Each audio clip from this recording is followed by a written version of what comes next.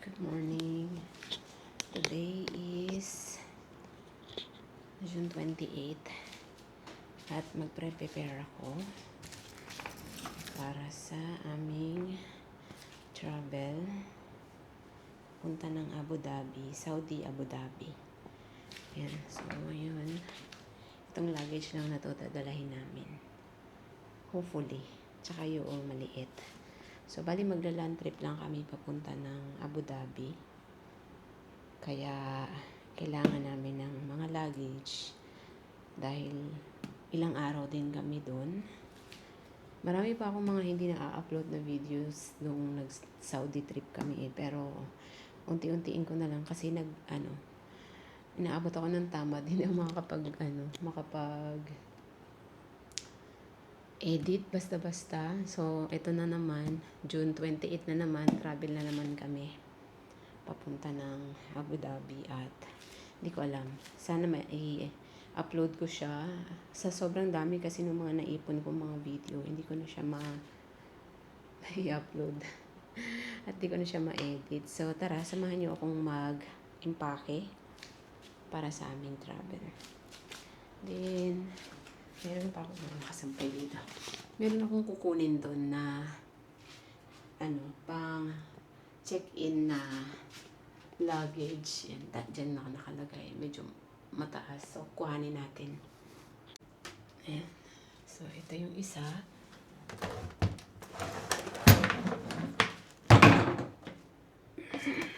Ayan.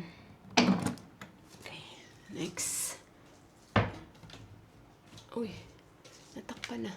Ayun, nasa kabila. Ito, gown yan eh. Ang kita niya. So, diyan ko muna nilagay. Usod ko lang. Ayan. Okay.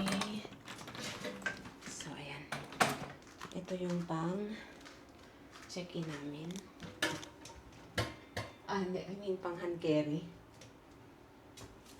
Pang hand carry namin to ginagamit. Pero dahil land trip tayo, so, talagyan ko lang siya ng mga personal kong gamit dyan. Yung mga easy access. Kasi ito, pang mga damit namin. Tapos may gagamitin pa ako ng isang bag para dun sa mga skincare. Tapos ito naman yung mga iba pang mga personal na gamit na pwede mong bitbitin, na hilahilahin saglit lang or pwede mong mabuhat. Ito kasi mga damit lang ilalagay ko talaga dyan. So, bale, 10 days kami sa Abu Dhabi. Kaya, mag-i-impake ako ng pang 10 days or more than 10 days para hindi tayo maalangan. Kasi, yung land trip namin normally is dire-diretsong biyahe. Tumitigil lang kami pag kakain, magsi-CR, or magpapagasolina, ganyan. So, medyo mahaba-haba kasi yung biyahe ng pagmula dito sa Qatar, papunta doon. Nung nag-Saudi kami, inabot kami from dito to Riyadh, ang haba ng biyahe. So, this time, first time namin magta-travel papunta ng Abu Dhabi. Pero dadaan pa rin kami ng Saudi. So, samahan nyo ako sa aming travel na yun. Sana ma-video vlog ko pa rin yun. Ma-documents ko pa rin yun since I'm already starting to documents or bumalik ako sa pagdo-documents ng life namin dito as OFW dito sa Qatar. So, tara, mag-impake tayo. Ang dami ko nang sinabi. So, separate ko na yan. Meron na ako dito mga pang separate or kung ano ba yan, pang travel na ginagamit namin every time na travel kami. So, ito yun. Isa kami. Pang sa akin. Tapos meron din kami dito yung mga inuuwi mga chinelas ng hotel ngayon. Tanggalin na natin to. pa ako natanggal dito. So, tara. Kasi natin. Ito naman ay meron akong perfume. Tapos, meron akong Fades No More para sa hair. Tapos, meron akong retinol, skin rem, Vaseline Lip Therapy. Meron ako dito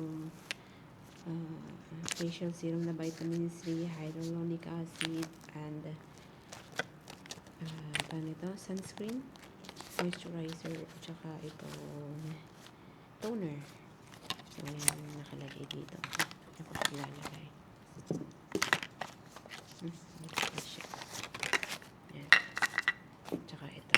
So, tawagin na muna to.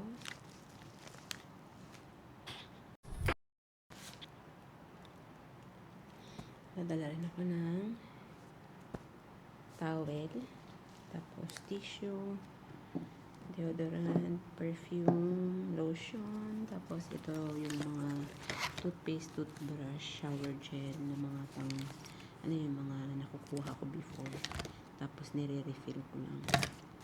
Yan. So, yan na muna. Next tayo.